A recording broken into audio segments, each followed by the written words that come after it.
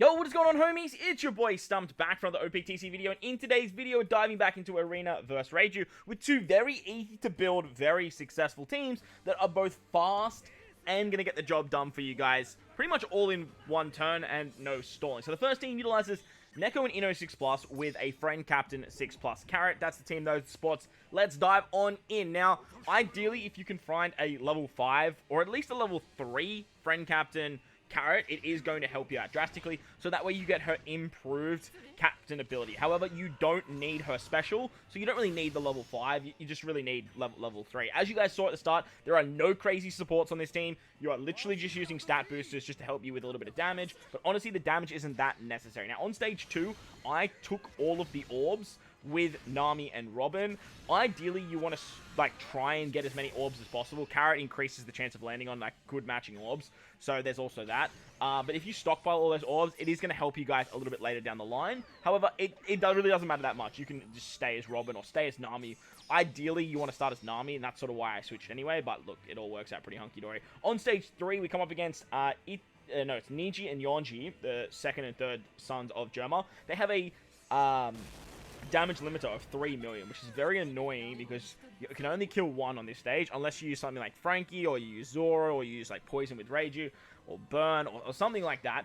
Now with this team, we are basically just taking the 2 turns, because if you don't kill Yonji, he just puts up damage reduction, and because we're using Carrot as our friend captain, we can actually just get through defensive effects. There's 5 turns of paralysis on your captains there, so utilizing Nami and Robin here works exceptionally well. You can just easily remove that and just move on just with regular kills. You get an orb boost thanks to Nami and Robin for your Dex unit, so that's why, which is very easy to kill Niji, and then killing Yonji on the second turn is super nice with the swap ability of CatDog. On stage 4, we come up against E2G, and we've been switching with CatDog, so that way we can get the super swap on the final stage. You basically just have to miss a swap, that's easy peasy stuff. But on this stage, we're going to use the Kid Law special. Kid Law are going to give us 3 turns of a chain boundary and increase our tap timing.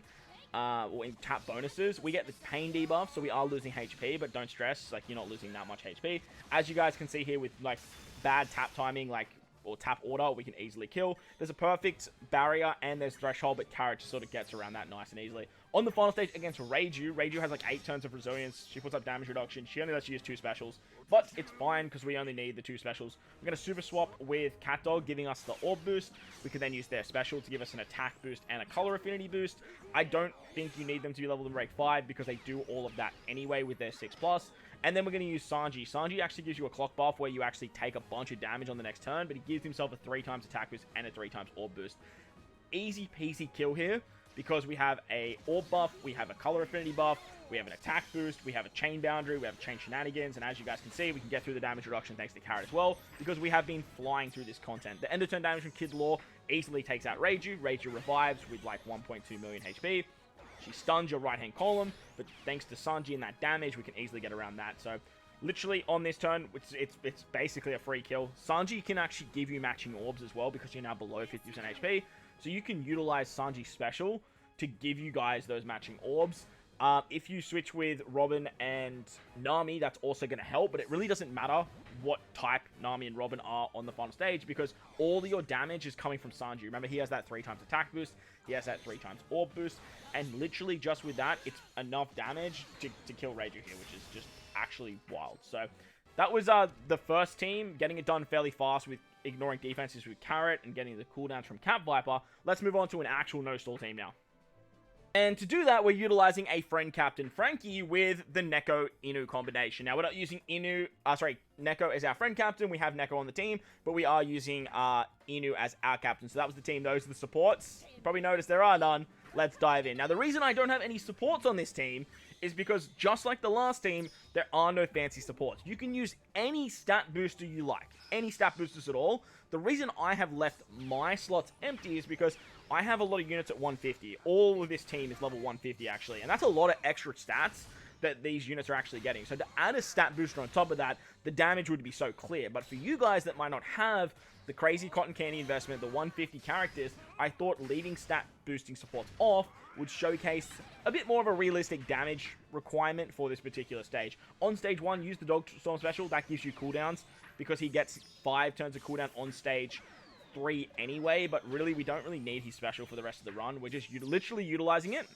to give us cooldown. So if you want to, you can actually bink it on this stage if like you really want, just to help you guys with some damage. You can bink it on stage 2, so you get the orb boost carryover for stage 3. Like, whatever you guys want to do, like, go for gold. We're mainly using Dogstorm for cooldowns. On stage 3, though, you want to use Shanks and Buggy to remove the paralysis. They remove 4 turns, but their Sailor removes 1 turn. Go into the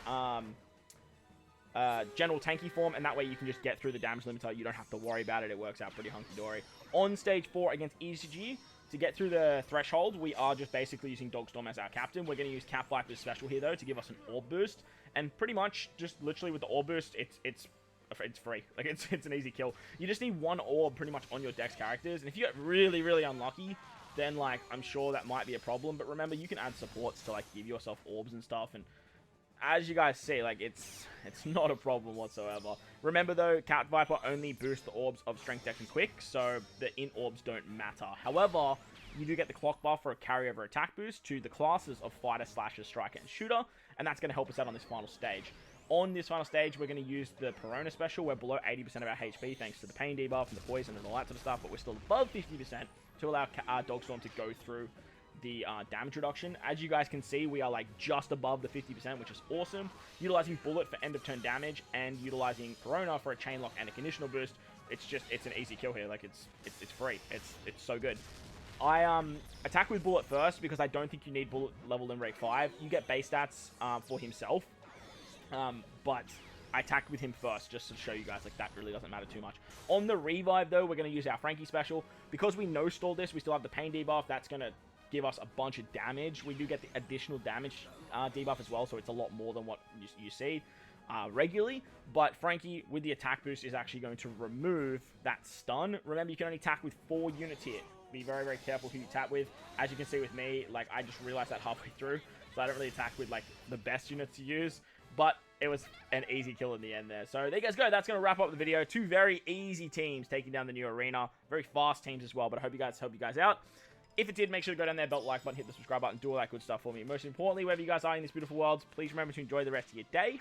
As always, homies, thank you for watching, and I'll catch you all in the next one.